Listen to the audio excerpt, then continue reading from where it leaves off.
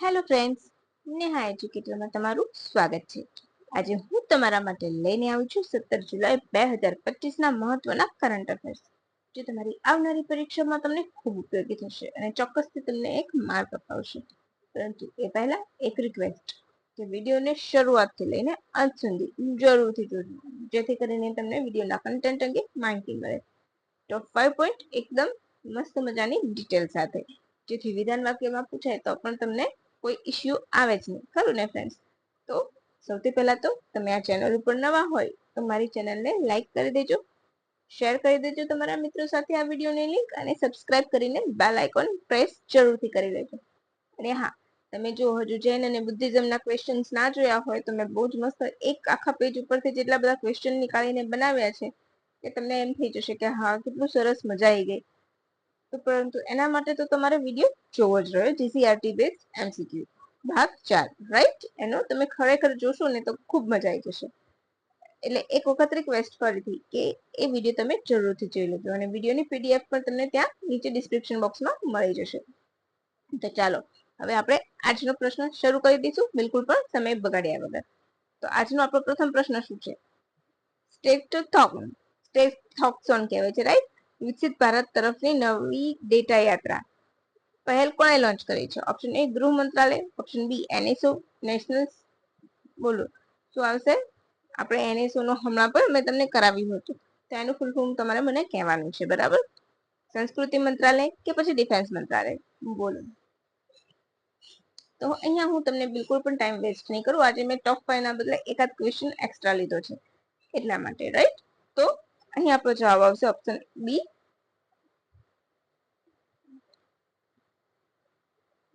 એનએસઓ.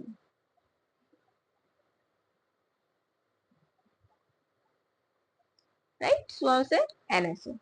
Clear? હવે જેનો હેતુ શું છે? નવી ટેકનોલોજીને નવી માહિતીથી આંકડાકીય ક્ષેત્રે નવું સોલ્યુશન્સ લાવવા, રાઈટ?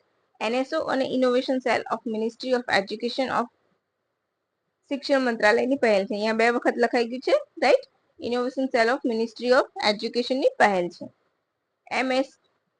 MOSPI ના ડેટા ઇનોવેશન લેબ હેઠળ એનએસએસ ના નેશનલ સેમ્પલ સર્વે આપણે હમણાં જ જોયું હતું. 75 વર્ષના સમારંભના ભાગરૂપે આનું આયોજન કરાયું છે. તેનું તો સ્ટેટોથોકન વિકસિત ભારતની તરફની ડેટા યાત્રા એની, બરાબર? આ ચેલેન્જમાં શું આવશે? તો ડેટા સંગ્રહ, પ્રોસેસ કરવી, એનાલિસિસ કરવું, પ્રસારણ, જેવી બધી બાબતોને આવરી લેવાય છે, બરાબર? પછી એઆઈ ને પણ જોડી દેવા છે. તો આટલું ઇનફ છે, અને આ તમારી માહિતી પૂછાય એવી છે, સો તમે યાદ રાખજો, રાઈટ? હવે એક મસ્ત મજાનો ક્વેશ્ચન છે. ગુજરાતના રિલેટેડ ક્વેશ્ચનો એટલે 99 નહીં પણ 101% પૂછાયા છે. તો આદિજાતિ નાગરિકોના આરોગ્યની વધુ તંદુરસ્તી માટે ટ્રાઇબલ જીનોમ સિક્વન્સનો પ્રોજેક્ટ લોન્ચ કરનાર પ્રથમ રાજ્ય કયું બન્યું છે? I repeat the question. આદિજાતિ નાગરિકોના આરોગ્યની વધુ તંદુરસ્તી માટે ટ્રાઇબલ જીનોમ સિક્વન્સ નો પ્રોજેક્ટ લોન્ચ કરનાર પ્રથમ રાજ્ય કયું બન્યું છે? Option A Gujarat, option B Uttar Pradesh, option C Uttarakhand, option D Madhya Pradesh. બોલો. તો આપણો જવાબ અહીંયા શું આવશે? Option A Gujarat. શું આવશે? ગુજરાત પ્રથમ રાજ્ય બન્યું છે ટ્રાઇબલ જીનોમ સિક્વન્સ પ્રોજેક્ટ શરૂ કરનાર. એમાં કોણ કામ કરશે? એના હેઠળ કોણ અમલીકરણ કરશે? તો ગુજરાતમાં બાયોટેકનોલોજીકલ રિસર્ચ સેન્ટર એટલે કે જીબીઆરસી ક્યાં છે? ગાંધીનગર. એ એનું અમલીકરણ કરશે. 17 જિલ્લાઓમાંથી વિવિધ આદિજાતિ સમુદાયમાંથી 2000 વ્યક્તિઓનું જીનોમ સિક્વન્સ કરાવશે. એટલે બધું એમના જીનોમને જીન્સને એક્સ્ટ્રા કરવાના, અને એની ઉપર સંશોધન બી થશે. તો હજુ આટલી માહિતી આવી છે. વધારે ડિટેલ જ્યારે આવશે એટલે હું વધારે ડિટેલમાં તમને આ કરાવીશ. પરંતુ અત્યારે રખીને કોઈ એક્ઝામ આવતી હોય અને પૂછાઈ જાય તો, રાઈટ? હવે ગુજરાતમાં એમએ ટ્રાઇબલનું તમારે આપણે ટોપિક છે, ખબર છે ને? એક આખો અલગથી ટોપિક આવે છે ટ્રાઇબલ એરિયા વિશે, આદિવાસી વિશે, રાઈટ? તો તમારે આદિજાતિ વિશેનું જેટલા પણ હોય, આપણે અચ્છા આદિજાતિ ઉપરથી મને યાદ આવ્યું કે પીવીજીટી કેટલી છે? આપણા 75 છે. ગુજરાતમાં 5 છે, રાઈટ? હવે ગુજરાતમાં એમએ ઇન ટ્રાઇબલ સ્ટડીઝ કઈ યુનિવર્સિટી દ્વારા શરૂ કરવામાં આવશે? પ્રથમ વખત જ કરવામાં આવ્યું છે. Option A Gujarat university, option B MS university, option C Veer Narmad Dakshin Gujarat university કે હેમચંદ્રાચાર્ય ઉત્તર ગુજરાત યુનિવર્સિટી. બોલો. તો અહીં આપણો જવાબ આવશે ઓપ્શન સી. કોણ કરશે? ટ્રાઇબલ ઉપર MA નો અભ્યાસ શરૂ કર્યો છે તો વીર નર્મદ દક્ષિણ ગુજરાત યુનિવર્સિટી. બરાબર છે. 2025 થી તેના એડમિશન શરૂ થઈ ગયા છે. અચ્છા, તો આ યુનિવર્સિટીની સ્થાપના ક્યારે થઈ હતી? 1965 માં. સ્થાપના વખતે નામ હતું દક્ષિણ ગુજરાત યુનિવર્સિટી. જે ક્યારે બન્યું? તો 2000 માં 2002 કે 2004 ની આસપાસ બન્યું છે, રાઈટ. વીર નર્મદ દક્ષિણ ગુજરાત યુનિવર્સિટી નામ બન્યું. ક્યાં છે? સુરતમાં છે. હવે હેમચંદ્રાચાર્ય ઉત્તર ગુજરાત યુનિવર્સિટી પાટણમાં. મહારાજા સયાજીરાવ 1881 માં સ્થાપના કોલેજના સ્વરૂપમાં, બરાબર. અને 49 માં એ વિશ્વવિદ્યાલય સયાજી રાવ ગાયકવાડ દ્વારા એમનું નામ આપવામાં આવ્યું છે. ગુજરાત યુનિવર્સિટી એટલે ગુજરાતની સૌથી જૂની યુનિવર્સિટી, રાઈટ. હાલ કુલપતિ કોણ છે? મહિલા છે, એટલા માટે એના પૂછાય છે. ગુજરાત યુનિવર્સિટીના પ્રથમ મહિલા ઉપકુલપતિ કોણ બન્યા છે? તો ડોક્ટર નિર્જા ગુપ્તા, બરાબર. અને પ્રથમ કોણ હતા? તો હર્ષિતભાઈ દિવેટિયા. અને આ હર્ષિતભાઈ દિવેટિયાનો ક્વેશ્ચન PYQ માં પૂછાયેલો છે. હરેલા પર્વ કયા રાજ્યનો લોકોત્સવ છે? Option A Sikkim, option B Nagaland, option C Andhra Pradesh, option D Uttarakhand. બોલો શું આવશે આપણો જવાબ? તો અહીં આપણો જવાબ આવશે ઓપ્શન ડી ઉત્તરાખંડ, રાઈટ. હરેલા ઉત્સવ સિમ્પલ વન લાઇનરમાં પૂછાય. વર્ષા ઋતુના આગમન સમયે કરવામાં આવે છે. હિમાચલના અમુક પ્રદેશમાં પણ ઉજવાય છે, પણ મોસ્ટલી ઉત્તરાખંડ આવશે, રાઈટ. અને શિવ અને પાર્વતી દેવીની પૂજા કરવામાં આવે છે. પાક સમયનો તહેવાર છે, એટલું યાદ રાખવાનું.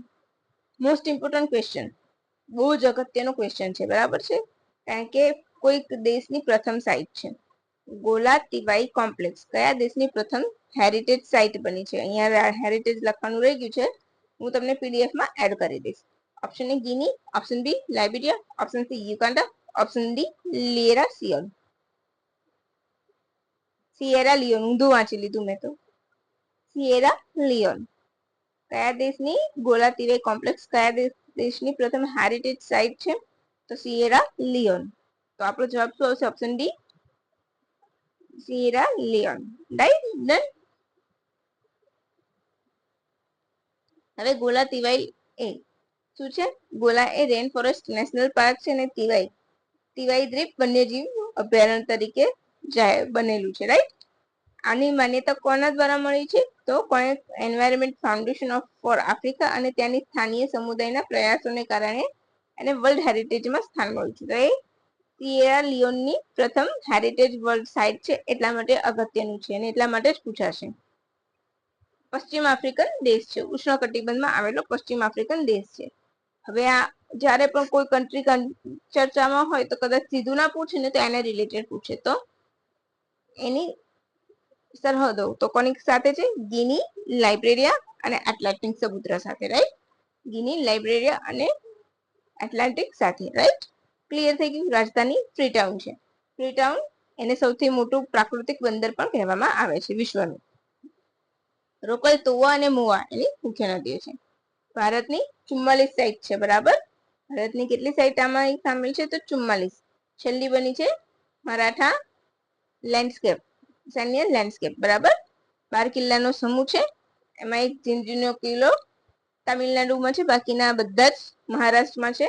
યાદ રાખજો, 12 કિલ્લાઓનો સમૂહ છે, રાઈટ. અને ગુજરાતની 4 સાઇટ આ યાદીમાં છે. સૌથી પહેલી કઈ? ચાંપાનેરનો કિલ્લો, પછી જાનકી વાવ, અમદાવાદ સિટી અને ધોળાવીરા. ક્લિયર? મેં સિક્વન્સમાં જ કહ્યું છે. અને આ જ વસ્તુ મેં તમને મારા જે GCRT બેઝડ MCQ છે એમાં જ્યારે હું હડપ્પી સંસ્કૃતિની કરાવતી હતી ને, ત્યારે આવો જ પ્રશ્ન બનાવીને મૂક્યો છે. એટલે એના માટે તો તમારે પાર્ટ 1 જોવો જ પડશે. પાર્ટ 1, પાર્ટ 2, પાર્ટ 3 અને અત્યારે પાર્ટ 4. હવે ઇમ્પોર્ટન્ટ પોઈન્ટ્સ જોઈ લઈશું.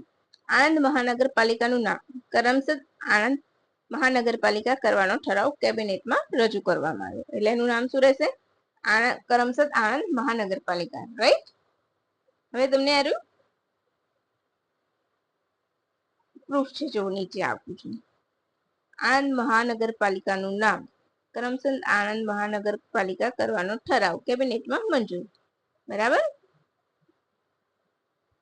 પછી આવશે ભારત વર્લ્ડ ટુરિઝમમાં 8મા ક્રમે છે અને આંકડો જીપીએસસી માટે અગત્યનો છે. $231.6 અબજ યોગદાન આપ્યું છે. બરાબર. અને આગામી દાયકામાં ચોથું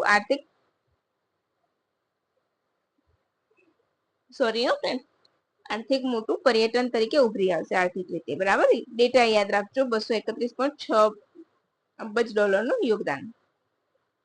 આ તમારું proof. Right. World tour and travel council. બરાબર. પછી આજનો દિવસ 17 જુલાઈ કયો દિવસ ઉજવવામાં આવે છે? તો world day four international justice, આંતરરાષ્ટ્રીય ન્યાય દિવસ. યાદ રાખજો. કેમ? તો યુગાન્ડાની રાજધાની કંપાલામાં 2010માં આ દિવસ ઉજવવાનો નિર્ણય લેવામાં આવ્યો હતો. બરાબર.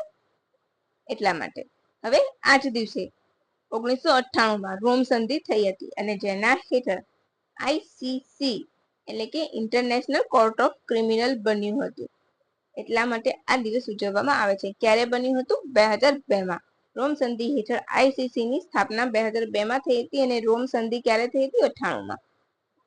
બિલકુલ પણ ભૂલ ના કરતા. મુખ્ય મથક હેગ, નેધરલેન્ડ ખાતે છે. ક્યાં છે મુખ્ય મથક? હેડ, નેધરલેન્ડ ખાતે છે. હવે આઈસીસી તો ઇન્ટરનેશનલ કોર્ટ ઓફ ક્રિમિનલ કહે છે. આના અંગે કામ કરશે તો યાદ રાખજો મુખ્ય 4 બાબતો છે. માનવતા વિરુદ્ધના ગુના, નરસંહાર એટલે કે જેનોસાઇડ આપણે કહીએ છીએ જેને, યુદ્ધ સંબંધિત ગુના અને આક્રમણ સંબંધિત ગુના. આ 4 બાબતો ઉપર એ નિર્ણય આપશે. યાદ રાખી લેજો. બહુ જ અગત્યનો છે આ પ્રશ્ન. ઘણી વખત જીપીએસસી વિધાન વાક્ય બનાવીને પૂછશે તો તમે કન્ફ્યુઝ થઈ જશો. રાઈટ. અને એ કન્ફ્યુઝ ના થાવ એના માટે જ આ મેં તમને ડિટેલ આપી છે. બિલકુલ પણ ભૂલ્યા વગર યાદ રાખીને મગજમાં ફિટ કરી દેજો. શું છે તો આઈસીસી 4 બાબતો અંગે નિર્ણય આપે છે. કઈ કઈ? તો માનવતા વિરુદ્ધના ગુના, રાઈટ. પછી નરસંહાર એટલે કે જેનોસાઇડ, યુદ્ધ સંબંધિત ગુનાઓ અને આક્રમણ સંબંધિત ગુનાઓ. એ બાબતો ઉપર એ નિર્ણય સંભળાવે છે. બરાબર. હવે શું ભારત એમાં પક્ષકાર છે? તો ના, ભારત એનો પક્ષકાર નથી એટલે કે એનો સભ્ય નથી. અને હમણાં જ તાજેતરમાં હંગેરી પણ આઈસીસી માંથી બહાર નીકળી ગયું છે. અને યાદ રાખજો ઇન્ટરનેશનલ કોર્ટ ઓફ જસ્ટિસ પણ અલગ છે અને ઇન્ટરનેશનલ કોર્ટ ઓફ ક્રિમિનલ પણ અલગ છે. બરાબર. એ કોઈ પણ દેશના વ્યક્તિ વિરુદ્ધ એ ધરપકડના વોરંટ બહાર પાડી શકે છે પરંતુ એના જે સભ્ય દેશ હોય તેને જ એ લાગુ પડશે. જેમ કે છેલ્લે આઈસીસી ઇઝરાયેલના પીએમ કે પ્રેસિડેન્ટ બોલો કોની વિરુદ્ધ જાહેર કર્યા હતા એ તમારે મને કહેવાનું છે. નેતામિન બેન્જાહુલ પર એમણે ધરપકડ વોરંટ જાહેર કર્યા હતા અને જેના મુદ્દે એમણે ચીમકી પણ આપી હતી ઇઝરાયેલે કે પણ આઈસીસી માંથી બહાર નીકળી જશે. પરંતુ અત્યારે હાલ કયો દેશ બહાર નીકળ્યો છે એવું પૂછી રહ્યા આઈસીસી માંથી? તો હંગેરી. લેટેસ્ટમાં શું આવશે? હંગેરી બહાર નીકળી ગયું છે ઇન્ટરનેશનલ કોર્ટ ઓફ ક્રિમિનલ માંથી. સ્થાપના 2002. મુખ્ય મથક હેગ, નેધરલેન્ડ. કઈ સંધિ હેઠળ? રોમ સંધિ હેઠળ. અને ઇન્ટરનેશનલ કોર્ટ ઓફ જસ્ટિસ ક્યારે ઉજવાય છે? તો 17 જુલાઈ. બિલકુલ પણ ભૂલ્યા વગર આ ડે યાદ રાખજો. બરાબર છે. જો થીમ મારી પાસે આવી નથી તો થીમ ઓથેન્ટિક મને લાગે એ પછી હું તમને થીમ આપીશ. બરાબર. ચાલો હવે આપણે આગળ વધીશું. બુલેટ ટ્રેન પ્રોજેક્ટમાં મહારાષ્ટ્રના કસોલી અને સિલફટ્ટા વચ્ચે 22 કિલોમીટર લાંબી સમુદ્રી ટનલ નો પ્રથમ ભાગ ખુલ્લો મૂકી દીધો. ભારત જાપાન વચ્ચે બુલેટ ટ્રેન અંગે કરાર થયા છે. જાપાન તેની લેટેસ્ટ E10-6N વાપરવા આપશે અને એના જે એન્જિન્સ ને બધું છે આખી ટ્રેન ને ભારતને આપશે અને એ અંગે અહીંયા બનાવશે. તો યાદ રાખવાનું કે ભારતને બુલેટ ટ્રેન અંગે ભાગીદારી કયા દેશ સાથે છે? તો જાપાન સાથે છે.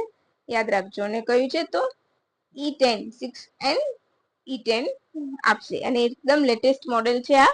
બરાબર છે. એટલા માટે હવે આજનો પ્રશ્ન જોઈશું. સુરબહાર વાદ્ય બજાને વાલી મહિલા વાદક કોણ થી? આ તમને વાદ્ય દેખાય છે એનું નામ શું છે? સુરબહાર. તો એ વગાડનાર પ્રથમ મહિલા કોણ હતા? Option A Buddhaditya Mukherjee, option B Anushka Shankar, option C જરીનેશ શર્મા, ઓપ્શન ડી અન્નપૂર્ણા દેવી. બોલો. બહુ જ મસ્ત મજાનો આપણો વારસાનો ક્વેશ્ચન છે અને તમને રોજ મારામાં આ ક્વેશ્ચન જોવા મળશે. રાઈટ. તો અહીં આપણો શું જવાબ આવશે બોલો? તો અહીં આપણો જવાબ આવશે ઓપ્શન ડી, અન્નપૂર્ણા દેવી. શું આવશે? અન્નપૂર્ણા દેવી. યાદ રાખજો, બરાબર. અન્નપૂર્ણા દેવી આપણો જવાબ આવશે. હવે શું છે? તો અન્નપૂર્ણા દેવી મહેર ઘરાનાના હતા.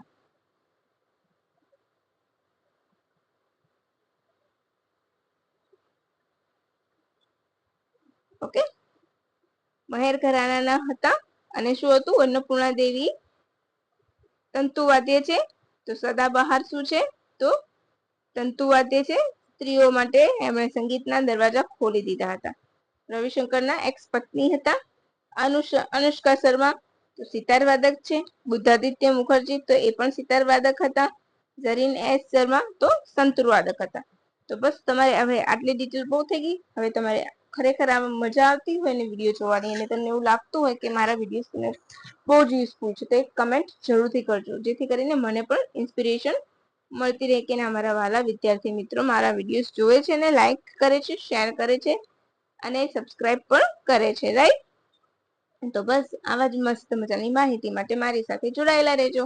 તો બસ ફ્રેન્ડ્સ, આજ માટે આપણે આટલું જ રાખીશું. Thank you for watching my video and have a good day friends. By.